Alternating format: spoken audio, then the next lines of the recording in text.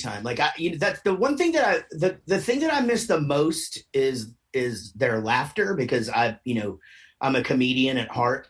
And so I really miss making like a lot of people laugh or uncomfortable laugh, that kind of like a joke where they're just like, whoa, what the fuck is wrong with you?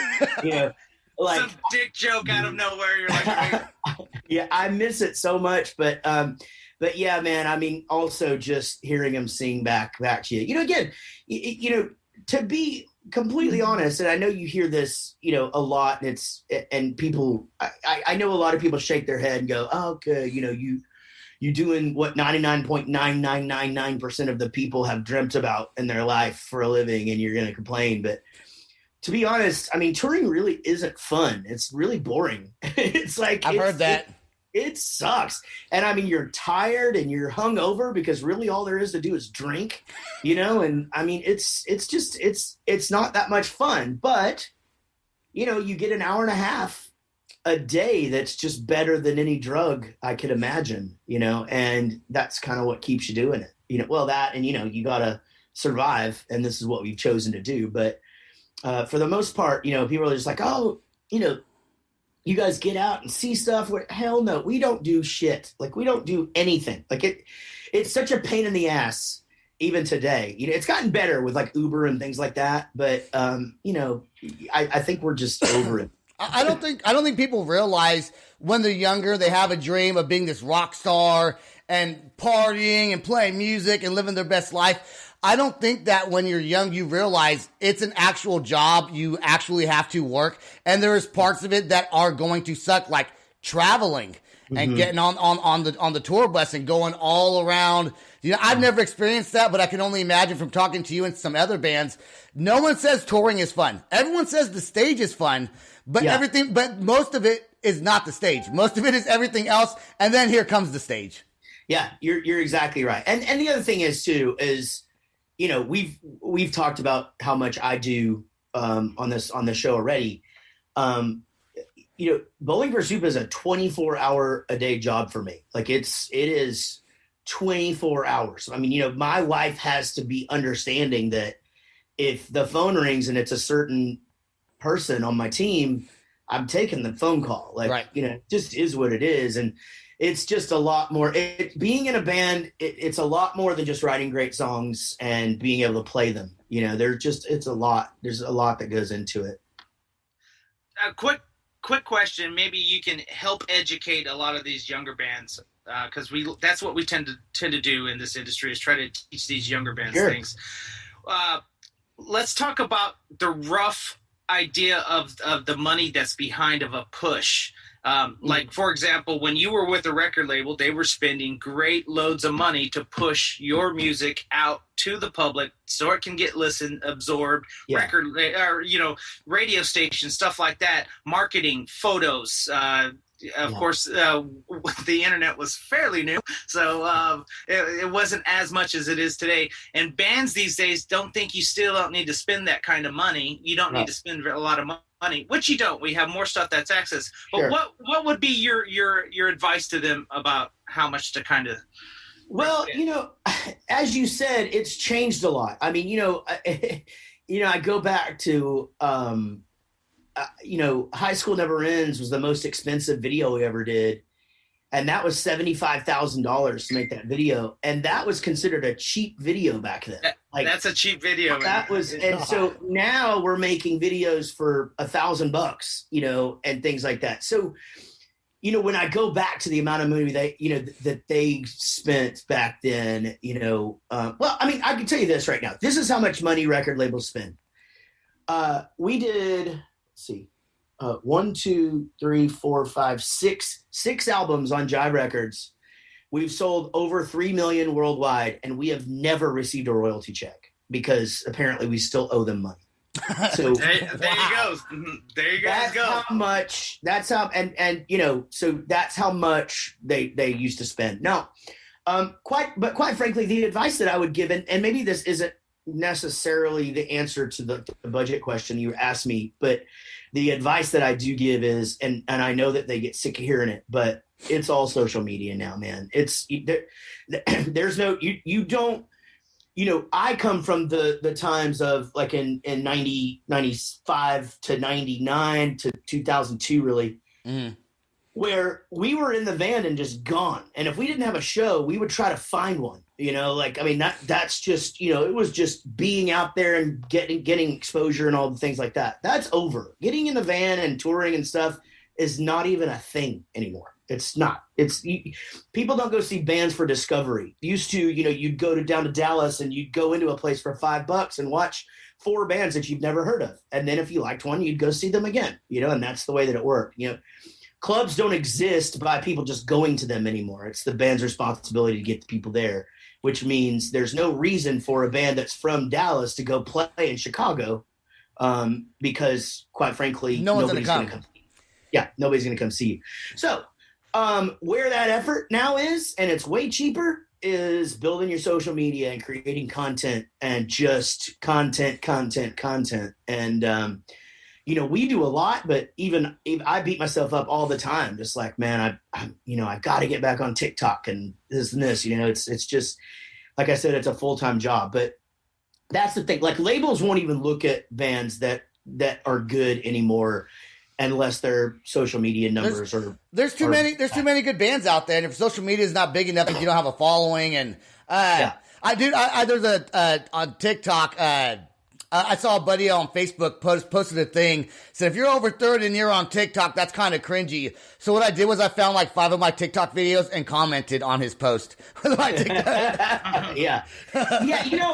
Look, I sort of see where he's coming from, but I do too.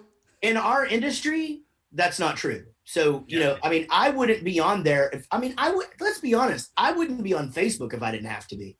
I wouldn't be on Instagram if I didn't have to be. It's a pain in the ass, to be honest. Like it's legitimate work, like I can't figure out why a picture of my cat gets 1,300 likes.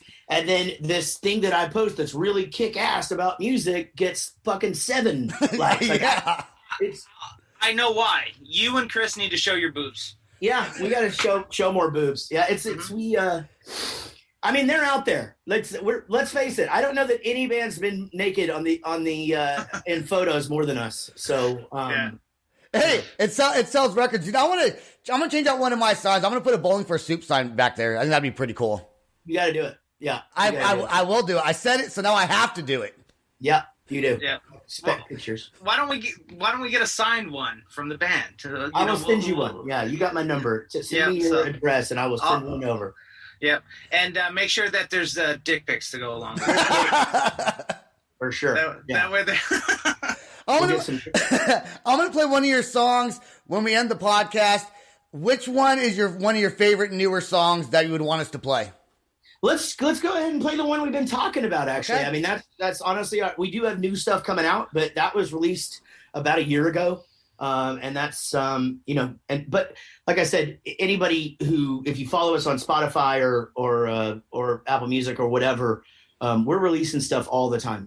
We released a bunch of cover songs over the last year. We have another one coming out. Speaking of Oklahoma, we have we're doing a song with Hanson. And so we're doing a cover song, and they're going to feature on it. Are they from Oklahoma? They're from Tulsa. Yeah, I didn't know that. Yeah, and so that's so people can look out for that. It's going to be really cool. I tell you, one of the covers that I like currently right now is "Erase Me." That is the best covers from a Kid Cudi. And I heard the backstory. It came from Chris. Actually, Bernie, I was literally just about to give him credit. He was adamant that we do that song, and all of us were just like, I don't know, man. Like I don't really know. And then one day I was just like, okay, I think maybe I hear it now. And it was well received. And you have local boy 10K on it. So 10K Cash is on there, Texan. And, the guy's, a TikTok sensation. He created like a couple of dances and stuff. But, he absolutely nailed it. We we had several people in mind for that. And then when I heard his style, I was just like, man, this is going to be it. And yeah, he did a great job. Yeah, you guys did an awesome job to it, because like I thought it was good. When I saw it, I was like, oh no. Yeah. And then I listened to it and I was like, holy shit, never mind. I take that all back. Yeah, so. It's funny, man. That's been a super successful one for us for sure. It's it did really, really well. Dude, I tried to create my own TikTok dance, and it's not picking up. No. I can't dance. My daughter can do the whole little, twerky thingies, whatever it's called. And then I try to do it, and I'm like, maybe people will like what I'm doing instead, and no, that's what I'm doing instead. It doesn't go well. No, it's I think I've tried to floss once, and it's about as successful as getting me to floss my teeth. It just doesn't work. Yeah, man. I think we had a great podcast episode. I think we're about to wrap it up. Let people know, Jaret, where they can find you, your podcasts, if you can plug in your podcasts. Well, luckily for me, I have done some more work during this lockdown, and I have a brand new website, jaretreddick.com, and you can find everything that I do on there. Nice. All of my podcasts.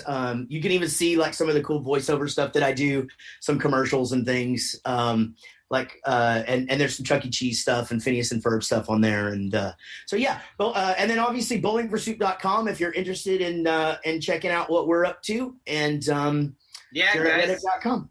Yeah, you guys got to go support these guys still to this day.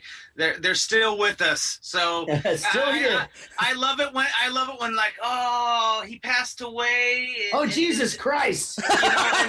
And then they're like, oh man, I forgot all about that band. Well, you stop looking for them. They're right in front of your face. They're releasing stuff. Go to a concert when it opens back up. Watch a podcast. Watch one of your live events coming up. Buy a ticket to these guys' show. Keep supporting them so they can still keep doing what they're doing. And Absolutely. Chris can go pet his dog. Thank you for that. Hey, and I don't want you to go anywhere just yet. I'm going to have you do something for us right on the podcast. Thanks, everyone, for listening to the podcast. I don't know where this is going to go in it, so I'm going to end it right now, and we'll write an ending later. Okay. Yep. And this is the ending that we are writing later. So I want to give a big thank you to Kristopher Roe from the Ataris, and a big thank you to Jaret Reddick from Bowling for Soup. I also got to give a huge shout out to my executive producer, Sam McIntosh. Without him, the show wouldn't be where it's at today, and we wouldn't be growing in the direction that we're growing. He is working nonstop behind the scenes, doing things constantly to improve the show. So thank you, Sam, for everything that you do. I also want to say, please, if you like the podcast, go visit www.theloudspot.net. You can hear every episode from when I first started, episode 1, till today, episode 100. It's been crazy. 6.5 months in, 100 episodes. We keep on growing. We're doing some fantastic things. Go to our YouTube channel. Subscribe to our YouTube channel. Just thank you to all the listeners, everyone who's a fan of the show. We love it. And 2021, we're only a couple months in. We're just starting. I can't wait to see what this year brings to the Loud Spot. So thank you, everyone. And we'll talk to you soon. Goodbye. This is the Loud Spot outro by nothing short of tragic. Is this all talk with no action? No. Is this my thoughts with distraction? No. Is this what I bought that's in fashion? Or is this the Loud Spot with Sebastian? Yes. Does nothing short of tragic have us back again? Yes. Does everything that's good really have to end? Yes. Our pin post has to pin show, so to get more episodes, make an order, this is over.